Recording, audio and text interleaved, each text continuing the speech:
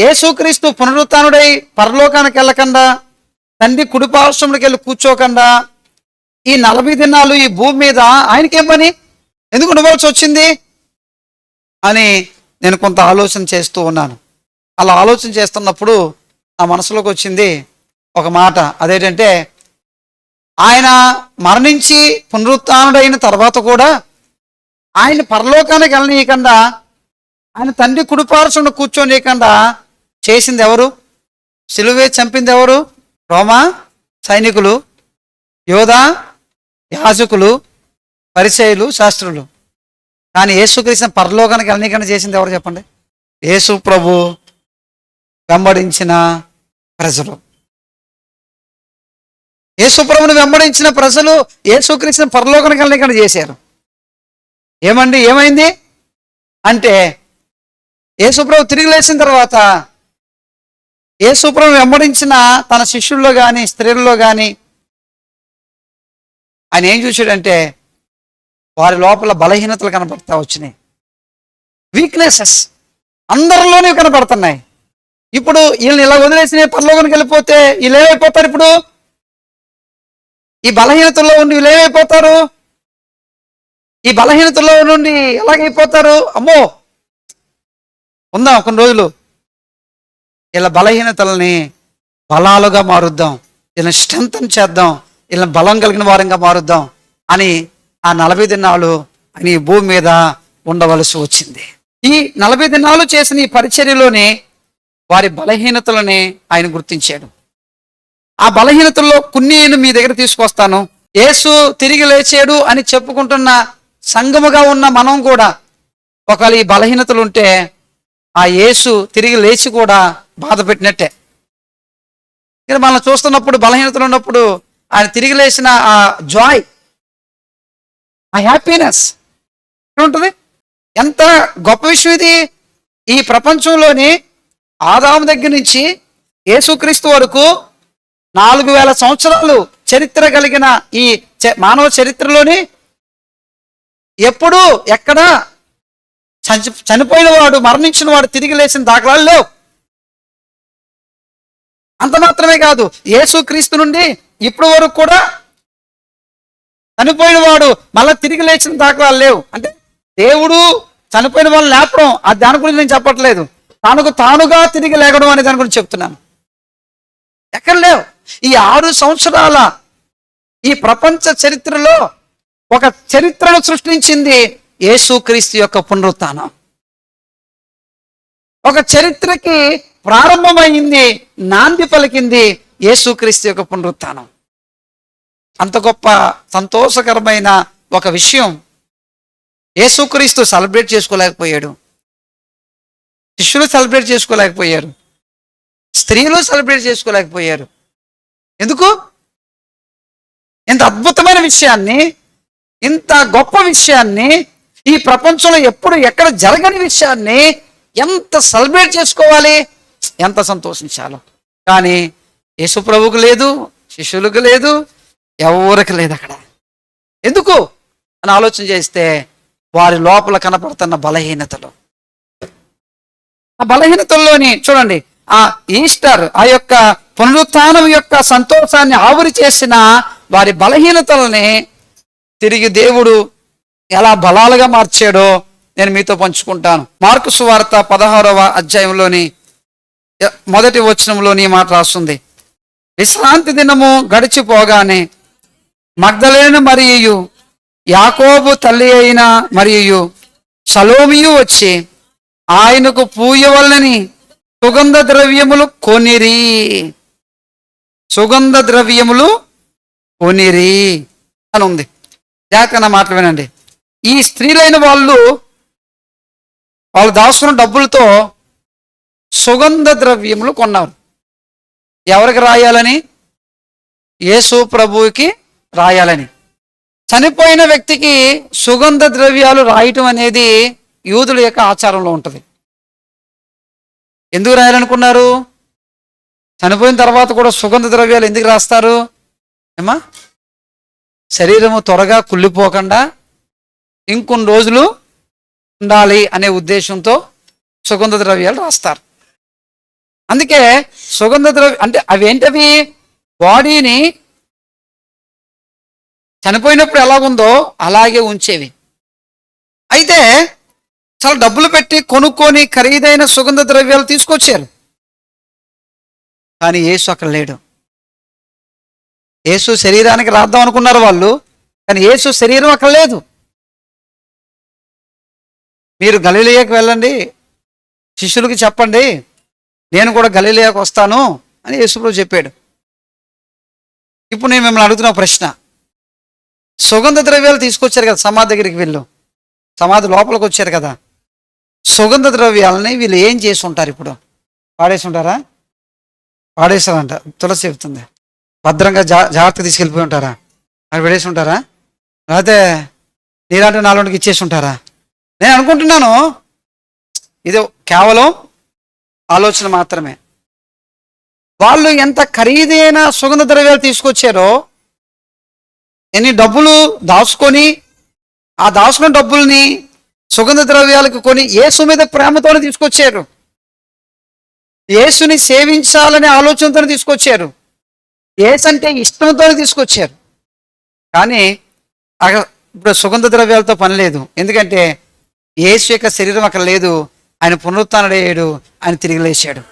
ఆయన ధరించిన ఆ దేహానికి సుగంధ ద్రవ్యాలతో కూడా పని లేదు. ఎందుకంటే అది మహిమోన్నతమైన దేహం. అది ఆ దేహము ఇలా ఉంటుందని మనం ఎక్స్పెక్ట్ చేయలేం. అది కనపడగలదు, అది తాగితే స్పర్శించగలదు, అది కనపడకుండా కూడా ఉండగలదు. అది ఆ దేహానికి కొన్ని స్పెషాలిటీస్ ఉన్నాయి. కనుక అలాంటి ఒక ప్రత్యేకమైన దేహము యేసు ప్రభు కలిగి ఉన్నాడు. ఇప్పుడు వీళ్ళు తీసుకొచ్చిన సుగంధ ద్రవ్యాలతో పని లేదు, ఇప్పుడు అవసరం లేదు. మరి ఈ సుగంధ ద్రవ్యాలు ఏమైపోయినాయి ఇప్పుడు అంటే, నేను అనుకుంటున్నాను వేస్ట్ అయిపోయినాయి. పాడేసారో పెట్టారో ఏం చేసినా తెలియదు, కానీ సుగంధ ద్రవ్యాలు మటుకు ఏమైపోయినాయి? వేస్ట్ అయిపోయినాయి. నేను ఎలా అనుకుంటున్నాను, కొంతమంది జీవితాల్లో వాళ్ళు సంపాదించిన డబ్బుల్ని వేస్ట్ చేసుకునేవాళ్ళు. అదొక బలహీనత. 100 రూపాయలు జోబులో పెట్టి పంపించండి, 100 రూపాయలు దేని ఖర్చు పెడతారో తెలియదు, కానీ సాయంత్రం కల్లా అయిపోతాయి. ఏరా అంటే అయిపోయినాయి సార్ అంటాడు. డబ్బులు వేస్ట్ చేయడం నీ సంపాదనే, మీ కష్టార్జితమే, మీ ఆస్తే, కానీ అవి సద్వినియోగం చేయాలి కానీ దుర్వినియోగం చేయకూడదు. దేవుడి పేరు చెప్పినా దేవుడి పేరు చెప్పకపోయినా అది దుర్వినియోగం కాకూడదు. నేను ఇక్కడ చూస్తున్నాను, అదొక బలహీనత. కొంతమంది జీవితాల్లో అదొక బలహీనత. దేవుడిచ్చిన ధనాన్ని, దేవుడిచ్చిన డబ్బుని సరిగ్గా ఉపయోగించకుండా జీవించే వాళ్ళు చాలామంది ఉన్నారు. అయితే బైబిల్లో కూడా కొంతమంది వ్యక్తులను చూస్తాం మనం. సంసోను అనే ఒక వ్యక్తి ఒక పొడుపు కథ వేసాడు. పొడుపు కథ వేసి, ఈ పొడుపు కథకి భావం ఎవరు చెప్తారో వాళ్ళకి ఇన్ని వస్త్రాలు ఇస్తాను, ఈ పొడుపు కథ భావం ఎవరు చెప్తారో వాళ్ళకి ఇన్ని బంగారం ఇస్తాను అన్నట్టుగా ఒక ఆఫర్ పెడతాడు. తర్వాత పొడుపు కథ భావం చెప్తారు. చెప్పినప్పుడు వాడు వెళ్ళి కొంతమందిని చంపి ఆ వ్యక్తుల దగ్గర నుంచి డబ్బు తీసుకొచ్చి ఈ పొడుపు కథ భావం చెప్పిన వాళ్ళకి తిరిగి వెళ్ళి ఇస్తాడు. నేను ఎలా అంటాను, బెట్టింగ్లు అవసరమా? క్రికెట్ మ్యాచ్లో బెట్టింగే, రాజకీయాలలో బెట్టింగే. ఎవరు నెగ్గుతారు బాబు? కోటరెడ్డి శ్రీధర్ రెడ్డా, ఆదర ప్రభాకర్ రెడ్డా? ఎంత మన బెట్ట ఎంత? చంద్రబాబు నాయుడు సీఎం అవుతాడా, జగన్ సీఎం అవుతాడా? ఎంత బెట్టు మీకు తెలియదులేండి అమాయకులు మీరందరూ. లక్షల్లో కోట్ల రూపాయల్లో బెట్టలు పెట్టి, అంతెందుకు అష్టాసం మాట ఆడుతున్నప్పుడే 3 రూపాయలు నడవలు పెడతాం మనం. పేకాట ఆడుతున్నప్పుడు ఉన్నదంతా ఊడ్చేస పెడతాం. అంటే దేవుడు నీకు ఇచ్చిన డబ్బులు, దేవుడు నీకు ఇచ్చిన సంపాదన, దేవుడు నీకు ఇచ్చిన ఆస్తి పెట్టకూడని వాటిల్లో తీసుకెళ్ళి పెట్టి నష్టపోయి, లాస్ అయిపోయి, కోల్పోయి మళ్ళా ఏమంటావు వచ్చి, దేవుడు నన్ను దీవించలేదండి, దేవుడు నన్ను ఆశీర్వదించలేదండి. నిజంగా దేవుడు నా యందు ఉంటే నేను పేకాడాడుతున్నప్పుడు మొత్తం డబ్బులు నాకు వచ్చేయాల. కాబట్టి దేవుడు లేడండి. దేవుడుగా అనేవాడు ఉంటుంటేనా ఈరోజు పేకాట్ల మొత్తం నాకే వచ్చిండే. మిస్యూజ్ చేయకండి డబ్బుల్ని. తినేటప్పుడు డాబాలకి ఇట్లకి హోటల్కి వెళ్ళే వాళ్ళు ఇప్పుడు ఎక్కువైపోయారు జనాభా. నిజంగా ఆకలి తీర్చుకోవడానికి డాబాలకు వెళ్తున్నారా, సరదాకి వెళ్తున్నారా మీరు? నాకు డాబాలు ఎక్కువ కనపడేది ఎవరంటే సరదాకి వచ్చేవాళ్ళే. బర్త్డే పదా, వెడ్డింగ్ డే పదా, ఎగ్జామ్ రిజల్ట్ వచ్చింది పదా, వెళ్ళండి, నేను తప్పడతలేదు. ఎందుకంటే స్పెషల్ ఐటెం అప్పుడప్పుడు ఇంట్లో వండరు కదా, అడిగేది తినడంలో తప్పేం లేదు. వెళ్ళండి. ఆర్డర్ ఎలాగిస్తారు? బిల్ ఎంత అవుతుంది? లేవా? క్రెడిట్ కార్డు ఉంది, క్రెడిట్ కార్డులోకి ఇక్కో. క్రెడిట్ కార్డు ఉంది, క్రెడిట్ కార్డు పెట్టి నువ్వు తినాలా? క్రెడిట్ కార్డులో పెట్టి నువ్వు నలుగురు తీసుకెళ్ళి రోటీలు పుల్కాలు ఇప్పించాలా? అనవసరమైన ఖర్చు కదా అది. అవసరమైన ఖర్చు ఏం కాదే, అనవసరమైన ఖర్చు అది. అంటే మీరు వెళ్ళి అలా తినొద్దని నా ఉద్దేశం కాదు సుమా. వెళ్ళండి, హ్యాపీగా తినండి, సరదాగా ఉండండి. కానీ మీరు డబ్బులు ఉపయోగపడుతున్నాయా, ఉపయోగపడతలేదా? అనవసరమైన ఖర్చా, అది అవసరమైన ఖర్చా? మీరే చెప్పండి. అవసరమైన ఖర్చా, అనవసరమైన ఖర్చా? మొన్న వేరే ఒక షాప్ దగ్గర ఆగితే వేరే బ్రదర్ వచ్చి, పాస్టర్ గారు రండి, ఏం కావాలో తీసుకుని పాస్టర్ గారు అన్నాడు. ఏం కావాలంటే అర్థం ఏంటి? సరదాగా తినమనా, ఆకలి వేసింది కాబట్టి తినమనా, నా దగ్గర డబ్బులు ఉన్నాయి కాబట్టి తినమనా, లేకపోతే మీకు ఏమైనా ఈ టైంలో కొంచెం ఆకలి వేస్తున్నట్టు తినండి పాస్టర్ అని అర్థమా? నా దగ్గర డబ్బులు ఉన్నాయి, మీకేం కాదు, మీరు ఏం తింటారో తినండి. ఇప్పుడు ఆయన దగ్గర డబ్బులు ఉన్నాయి కాబట్టి నేను ఏదేం తినొచ్చు అనమాట. ఇప్పుడు ఏం తింటాను? నాకు ఆకలి వేసినా ఇవ్వకపోయినా అవన్నీ తినమన్నాడు కాబట్టి తిని వాడేస్తాను. నా ఆకలితో సంబంధం లేదు ఇప్పుడు నేను ఖర్చు పెట్టే డబ్బులకి. నా దాహంతో సంబంధం లేదు ఇప్పుడు నేను ఖర్చు పెట్టే డబ్బులకి. అంటే నేను తింటున్న చాలా ఆహారము, నేను తాగుతున్న చాలా పానీయము, డ్రింకులు, ఇవన్నీ అనవసరమైన ఖర్చు. ఇంత అనవసరమైన ఖర్చు నేను చేస్తూ ఈ పునరుత్థానుడైన యేసుని ఎలా సంతోషపెట్టగలను? ఈ పునరుత్థానుడైన యేసుతోని సంతోషంగా ఎలా ఉండగలను? ఉదాహరణకి ఎలా చెప్తాను గమనించండి. బైబిల్ గ్రంథంలోని మీరు అపోస్తుల కార్యాల్లోకి రండి. అపోస్తుల కార్యాల్లోకి వస్తే 4వ అధ్యాయము, అపోస్తుల కార్యాలు 4వ అధ్యాయంలో ఈ మాట చెప్తున్న జాతకమేనండి. అనవసరంగా దేవుడు మనకిచ్చిన కష్టార్జితాన్ని, డబ్బుల్ని మనం ఉపయోగిస్తున్నట్లయితే అలా ఉపయోగిస్తున్న నీలో ఒక బలహీనత ఉంది. ఏంటి ఆ బలహీనత అంటే డబ్బులు ఎలా ఖర్చు పెట్టాలో నీకు తెలియదు. అపోస్తుల కార్యాలు 4వ అధ్యాయంలో ఈ మాట ఇంత స్పష్టంగా రాయబడి ఉంది. ఆ 4వ అధ్యాయంలో కాదు, మరొక అధ్యాయంలో కూడా ఉంటుంది. 33వ వచనం. ఇదియుగాక అపోస్తులు బహుబలముగా ప్రభువైన యేసు పునరుత్థానమును గురించి సాక్ష్యమిచ్చిరి. దైవకృప అందరి యందు అధికముగా ఉండెను. భూములైనను ఇండ్లైనను కలిగిన వారందరూ వాటిని అమ్మిన వాటి వెల తెచ్చి అపోస్తుల పాదముల యొద్ద పెట్టుచూ వచ్చిరి. వారు ప్రతి వానికి వాని అక్కర కొలది వాని ఎలాగంటే అలా పంచిపెట్టలేదంట. ఎలా పంచిపెట్టారంట? అక్కర కొలది పంచిపెట్టారు. అంటే అనవసరంగా పంచిపెట్టారా, అవసరతను బట్టి పంచిపెట్టారా? ఒకప్పుడు యేసు ప్రభు యొక్క పునరుత్థానంలోని ఆయన సమాధి దగ్గరికి వెళ్ళి డబ్బులు చాలా ఖర్చు పెట్టి ఆ యొక్క సుగంధ ద్రవ్యాలు తీసుకొని ఆయన బాడీకి రాయాలనుకున్న సంఘము ఇప్పుడు ఏం చేసిందంటే డబ్బుని ఎలా ఖర్చు పెట్టాలో నేర్చుకుంది. దేని ఖర్చు పెట్టాలో నేర్చుకుంది, ఎంతవరకు ఖర్చు పెట్టాలో నేర్చుకుంది, ఎవరి ఖర్చు పెట్టాలో నేర్చుకుంది. ఎంత ఎంత ఆశ్చర్యకరమైన విషయం ఇది. ఇది ఒక బలహీనత చాలా మందికి ఉంటుంది. ఇది ఎలా ఖర్చు పెట్టాలో తెలియదు, ఎక్కడ ఖర్చు పెట్టాలో తెలియదు, ఎవరు ఖర్చు పెట్టాలో తెలియదు.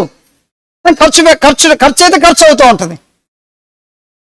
ఇన్వెస్ట్మెంట్ ఎక్కడ చేయాలో తెలియదు, ఎంతవరకు చేయాలో తెలియదు, ఎవరి దగ్గర చేయాలో తెలియదు.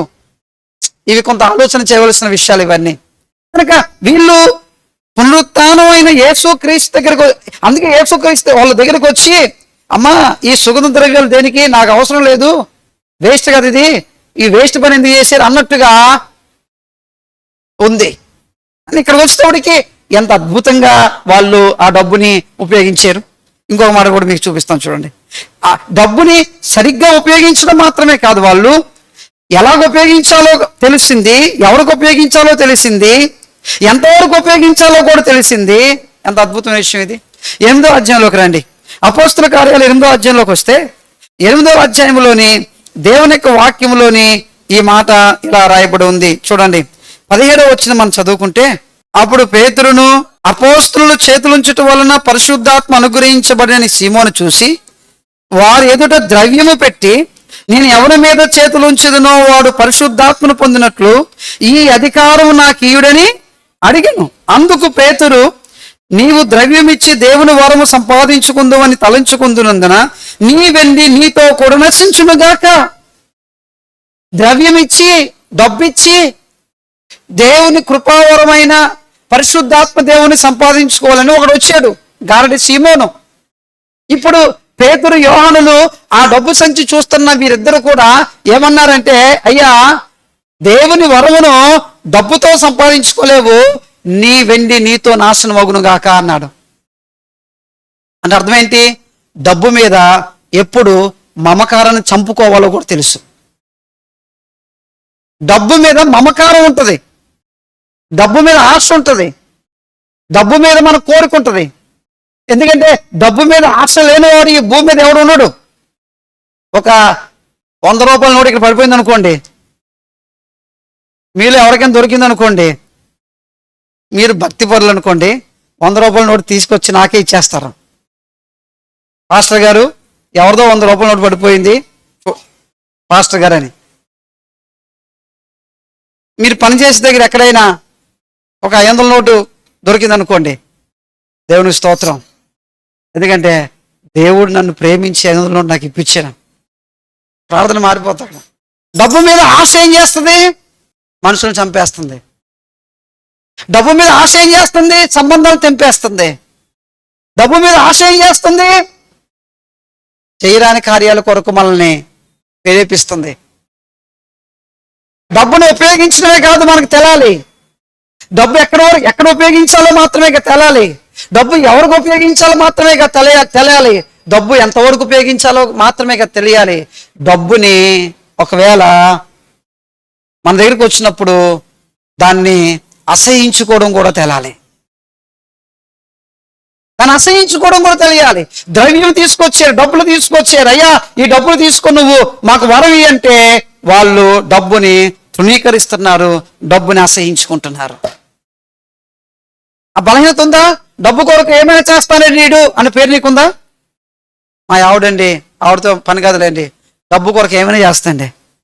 నేను యేసుప్రభు నమ్మనప్పుడు, యేసుప్రభు యుద్ధకు రాకముందు ఒక సినిమా చూశాను. అదే సినిమా నాకు గుర్తులేదు, కానీ ఆ ఇద్దరు భార్య భర్తలు పేదోళ్ళు. అయితే ఈ భర్త బాగా డబ్బున్న కంపెనీలో పనిచేస్తాడు. ఆ డబ్బున్న కంపెనీ యొక్క ఓనర్ కూతురు ఉంటుంది. ఆ కూతురు ఇతను ప్రేమిస్తుంది. ఆల్రెడీ ఇతనికి పెళ్ళి అయిపోయి ఉంటుంది. అయితే ఇతను ఎలాగైనా పెళ్లి చేసుకున్న ఆవిడేం చేస్తుందంటే ఈ భార్యతో డీల్ చేస్తుంది. ఏంటి డీల్ అంటే, 1 కోటి రూపాయలు ఇస్తాను నీకని, నీ భర్తను నాకు ఇచ్చేయని. 7 కోట్ల రూపాయలు విలువ చేస్తాడా? భర్తల విలువ ఆడవాళ్ళకి తెలియదండి, అలాగని ఆడవాళ్ళ విలువ భర్తలు కూడా తెలియదులేండి. చాలాసార్లు పని మనిషిని పెట్టుకుంటే ఇంట్లో నెలకి ఎంత ఇవ్వాలో ఏమి ఇవ్వకుండా ఇంట్లో పని చేస్తున్నారు వీళ్ళు. దేవుని స్తోత్రం. ఏం ఉత్తనే చేస్తున్నారా? అయ్యా మేము రోజంతా వీళ్ళు కష్టపడి పని చేసి తీసుకొస్తున్నాం కదా, నువ్వు తీసుకొస్తే పని చేయాలని రూల్ ఏముందేంటి? మీరు ఇంట్లో పని చేస్తున్నారు కాబట్టి మీ ఆయన రాత్రులు పగలు కష్టపడి తీసుకురావాలని రూల్ ఏమైనా ఉందా?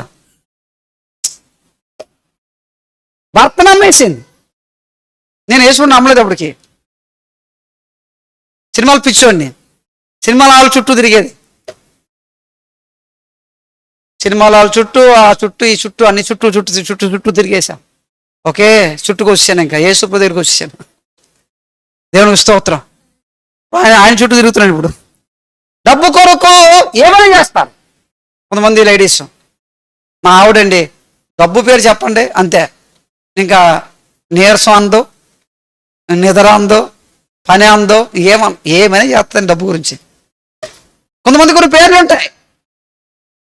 డబ్బు గురించి ఏమైనా చేస్తావా? చంపేస్తావా? పొడిచేస్తావా? కొట్టేస్తావా? కుటుంబాన్ని విడదీయేస్తావా? నా డబ్బు పెడితే ఏమేం చేస్తాను? డబ్బు మీద మమకారం చంపుకున్నారు, డబ్బు మీద ప్రేమను చంపుకున్నారు, అసహించుకున్నారు. దాన్ని ఎలా ఉపయోగించాలో మాత్రమే కాదు, ఆ డబ్బుని ఎలాగా వ్యతిరేకించాలో కూడా తెలుసుకున్నారు. ఎలక్షన్ రాబోతుంది. 500 ఇస్తే ఓటేస్తారు. మీరు ఎవరికి ఓటేయాలన్నది కాదు, ఎవరు డబ్బులు ఇస్తే వాడికి ఓటేస్తాం. ఒక ఆవిడ ఉంది, నాకు డబ్బులు ఎవడేవ్వలేదు, నీ ఓటు ఎవరికైనాని. ఓటు అయిపోతే అయిపో, వాళ్ళకేమే. నువ్వు తీసుకునే 500కి, 1000 రూపాయలకి, 2000కి ఓటును అమ్మేసుకుంటావా? అమ్మేసుకుంటావు. ఎందుకంటే నీ డబ్బు వస్తే చాలు, నీ డబ్బు చేతిలో పెడితే చాలు.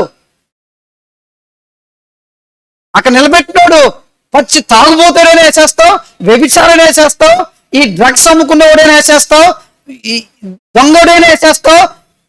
అప్పుడే జైలు నుంచి 10 మందిని చంపేసి జైలుకి వెళ్ళి వచ్చిన వాడికి నేను వేసేస్తాను.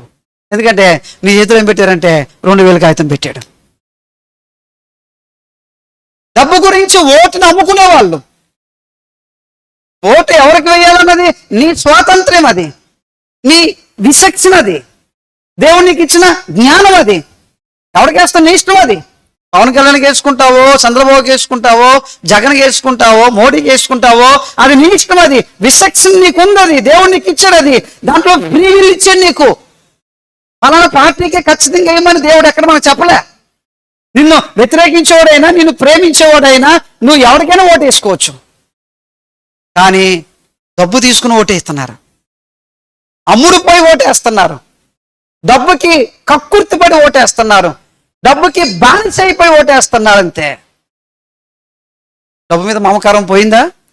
క్రైస్తవులు అడుగుతున్నాను, క్రైస్తవ కుటుంబాలు అడుగుతున్నాను, క్రైస్తవులు ప్రభు పేరు చెప్పుకొని ఉన్న మిమ్మల్ని అడుగుతున్నాను. మీ ఇంటికి ఎవరైనా వచ్చి 1000 రూపాయలు ఇచ్చి ఓటు మాకేమంటే 2 పార్టీల దగ్గర, 3 పార్టీల దగ్గర కూడా డబ్బులు తీసుకొని మీకు నచ్చింది వేస్తారా? మళ్ళీ అదొక తీరి. ఇప్పుడు డబ్బులు ఎవరు ఇచ్చినా తీసుకోండి, ఓటు మటుకు మాకేయండి.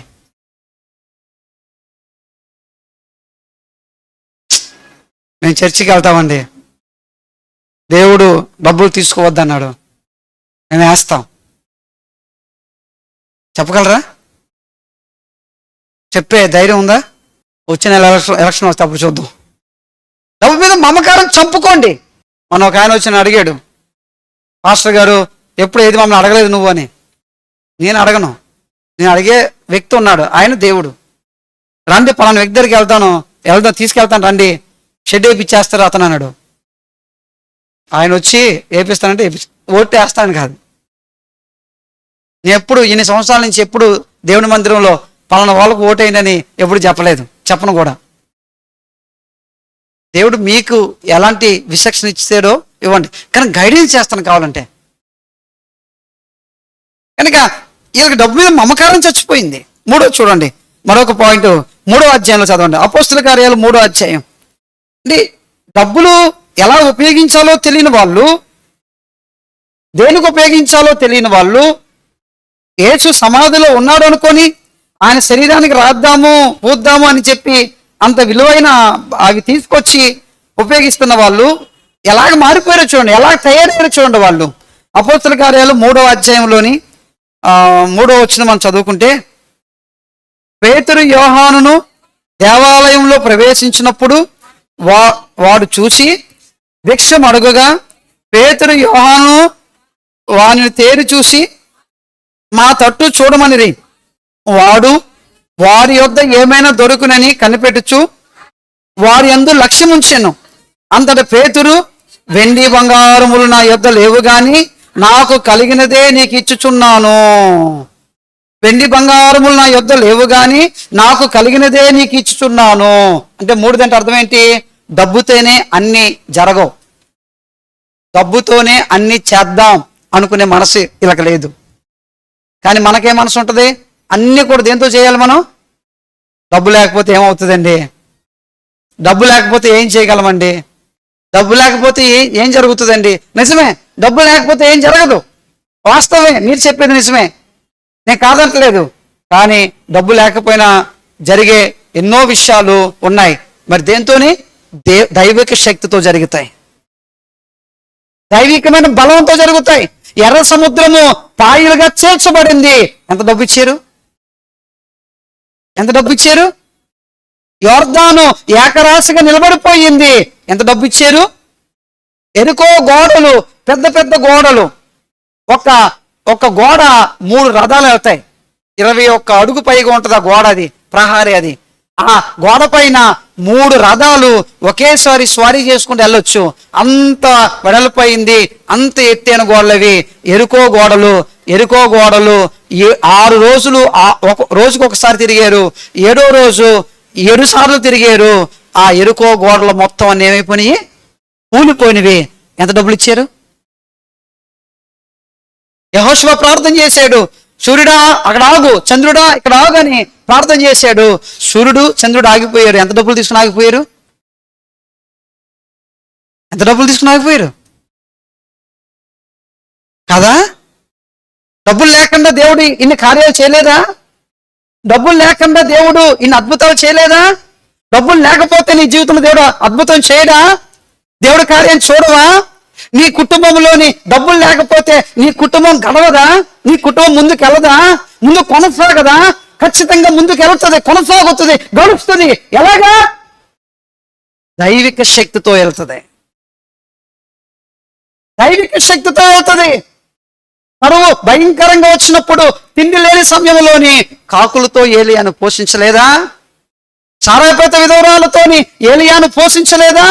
సారాపతి విధవరాలతో పోషించాడు అనడం కంటే ఏలియా ద్వారానే సారాపతి విధవరాలను పోషించాడు దేవుడు. పోషించలేదా దేవుడు? అన్ని డబ్బేనండి, ఏదే డబ్బేనండి. డబ్బు లేకపోతే ఏం చేయలేమండి, డబ్బు లేకపోతే ఏం జరగదండి, డబ్బు లేకపోతే ఉంది. నిజమే, అది ఈ లోకస్తులు చెప్పే మాట. అది ఈ లోకస్తులు చేసే పనులను బట్టి వాళ్ళు చెప్తున్న మాటలు. కానీ ప్రభునందున్న మనము, క్రీస్తునందున్న మనము, పునరుత్థానుడైన యేసుని కలిగిన మనము డబ్బుతో కాదు, నేను నా కుటుంబము యేసు యొక్క శక్తితో నడుస్తున్నాము. పరిశుద్ధాత్మ దేవుడు తన శక్తితో మనల్ని నడిపిస్తున్నాడు. కనుక వెండి బంగారాలు మా దగ్గర లేవు, మాకు కలిగినదే మేము నీకు, అంటే డబ్బులు చేయలేని చాలా పనుల్ని దేవుడు తన శక్తి ద్వారా మన కుటుంబాల్లో జరిగించును గాక. ఆమేన్. ఎంత బలవంతులుగా మారారు వీళ్ళు. పునరుత్థానుడైన క్రీస్తుని ఆ శరీరానికి ద్రవ్యాలు రాయాలని, సుగంధ ద్రవ్యాలు రాయాలని వాళ్ళు పట్టుకొని వచ్చారు. ఆ సుగంధ ద్రవ్యాలు చాలా ఖరీదైనవి. ఆ ఖరీదైనవి అనవసరంగా వేస్ట్ అయిపోయినవి. కానీ తర్వాత కాలంలో డబ్బును ఎలా ఉపయోగించాలో నేర్చుకున్నారు. డబ్బు మీద మమకారం లేకుండా ఉండడం నేర్చుకున్నారు. డబ్బుతోనే కాదు, దైవ శక్తితోనే కార్యాలు జరుగుతాయని వాళ్ళు నిరూపించారు. ఆ భిక్షకుడిని, ఆ మెట్ల దగ్గర కూర్చున్న వాడిని యేసు నామములో లేమంటే వాడు లేచి నిలిచాడు. ఎంత వెండిస్తే వాళ్ళు లేస్తాడు, ఎంత బంగారం ఇస్తే వాళ్ళు లేస్తాడు. మీలో ఎవరైనా మీ అబ్బాయి కానీ మీ అమ్మాయి కానీ పెళ్ళి అవుతుంది అనుకోండి. పెళ్ళి అవుతున్న సందర్భంగా ఒక 20 లక్షలు ఖర్చు పెట్టారు పెళ్ళికి. మీరు వెరీ నైస్, ఖర్చు పెట్టాలి, పెట్టండి. 20 లక్షల్లో ఎప్పుడైనా దేవుడికి ఉపయోగపడే పని ఏమైనా చేసావా? నేను ఎలా అనుకున్నాను, ఉదాహరణకి 20 లక్షలతో పెళ్లి చేసాడు అమ్మాయికి కానీ అబ్బాయికి కానీ. ఆ పెళ్లి చేస్తున్నప్పుడు డెకరేషన్కి ₹1,00,000, ₹1,00,000 డెకరేషన్ అవసరమా? 90,000 పెట్టి చేయించుకుందాం, ఒక 10,000 తీద్దాం పక్కకి. ఈ 10,000 దేవుడికి ఉపయోగిద్దాం. ఫోటోగ్రాఫర్ వచ్చాడు, 2 లక్షలు అవుతుందండి ఫోటోగ్రాఫర్ మొత్తం అన్నిటికీ అన్నాడు. 2 లక్షలా? అది కాదులే అయ్యా, ఇలాగని చెప్పేసి ఒక 20,000 తగ్గించి అందులోని ఫోటోగ్రాఫర్లో భోజనాలు మెను ఇంత ఉంటుంది. మెను మందే ఆ చివరి నుంచే చివరి దాకా మెనే. ఏమో క్యాటరింగ్ అంతే. ఇప్పుడు అన్ని ఐటమ్స్ ఉంటాయి, మొత్తం మనం తినేది లేదు పెట్టేలేదు. ఆ క్యాటరింగ్ కూడా బోలంత లాభం. ఆ వేస్ట్ ప్లేట్లు చూడండి ఎంత వేస్ట్ పోతుంది అక్కడ. ఐటమ్స్ అని జనరీలు 34 ఐటమ్స్ చెప్తారు. ఏం తింటారా? అలాగే వేసుకొని బాగానే ఉంది. వాడికేం ఫ్లైట్కి 400 300 కట్టేసాం.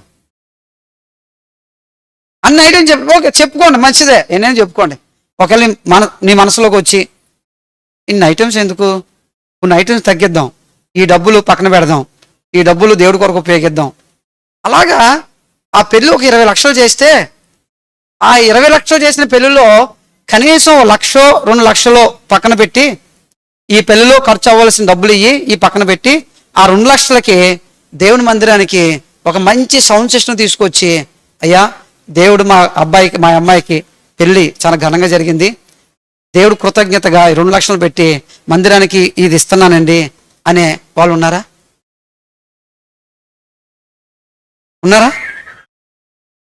మేము అనుకోండి, పాస్టర్ గారు పెళ్లి చేసి అప్పుల పాలు అయిపోయామండి, పెళ్లి చేసి చూడు, ఇల్లు కట్టి చూడు, అప్పుల పాలు, ఉపవాసం ప్రార్థన చేయండి సార్ మా గురించి. చర్చిలో అందరూ చెప్పండి సార్, ఆర్థికంగా మాకు ఇబ్బంది అయిపోయింది. ఒరే బుద్ధి లేని వాళ్ళారా, అదేంటి అదే వాళ్ళు ఎలాగంటే మీకు కోపాలు వస్తాయి, పాస్టర్ గారి నోట్లో తిట్లు వస్తాయని. మరి ఇలాంటి వాళ్ళు చూస్తే తిట్లు రాకేమొస్తాయి? అప్పులు చేసి పెళ్ళిళ్ళు చేసి చేయండి, పిల్లలకి తగ్గట్టుగా చేయండి. కానీ అందులో నుంచి ఇదిగో పలానా చోట మనకు మైకులు కావాలని 3-4 వారాల నుంచి ప్రార్థన చేయమంటున్నాం. నాకు ఈ వారంలోని తెలిసింది, ఒక బ్రదరు 2 మైకులకు ఆర్డర్ ఇచ్చాడంట. దేవుని స్తోత్రం. ఆ స్టాండ్ ఆర్డర్ ఇచ్చాడు, ఆ స్టాండ్ వచ్చింది నిన్న. దేవుని స్తోత్రం. ఒక డయాలసిస్ పేషెంట్ కిడ్నీలు ప్రతి వారం డయాలసిస్ చేసుకుంటూ ఉంటాడు. ఆయన గుడ్ ఫ్రైడేకి ముందు రోజు నాకు ఫోన్ చేసి, ఆయన కిడ్నీ మార్పించుకున్నాడు ఈ మధ్యన, 6 నెలలు బయట రాకూడదు. ఫోన్ చేసి, అన్న మందిరంలో గడియారం ఇవ్వాలనుకుంటున్నాను గుడ్ ఫ్రైడే సందర్భంగా అన్నాడు. గడియారం ఎందుకు ఆయన ఆల్రెడీ గడియారం ఉంది. ఆ గడియారం చూసినప్పుడు నేను వాళ్ళ మీద కోపడుతున్నాను, ఆ గడియారం చూసి వాళ్ళ నా మీద కోపడుతున్నారు, టైం అయిపోయింది వదలలేదు బాబు అని. వాళ్ళు టైం రాలేదని నేను, ఒక గడియారం సరిపోతలే మరి ఎలాగనంటే, మైక్ కావాలా, మైక్ తెచ్చుకుంటాను, డబ్బులు ఇస్తా అంటే గురువారం సాయంత్రం డబ్బులు పంపించాడు. శుక్రవారం నేను ఆ రోజు మీటింగ్కి వెళ్ళాను, టైం కుదరలేదు. నిన్న గుర్తొచ్చింది, నిన్న వేరే బ్రదర్ని టౌన్లో ఉంటే, అయ్యో ఒక మైక్ తీసుకురా వచ్చేటప్పుడు అంటే, ఆ షాప్ దగ్గరికి వెళ్ళి అతనితో మాట్లాడించాడు. ఎంత ఉంది బాబు మైక్ అంటే 2,100 ఎంతో చిల్లర చెప్పాడు. డబ్బులు పంపించాను బ్రదర్ ఫోన్పేలోని.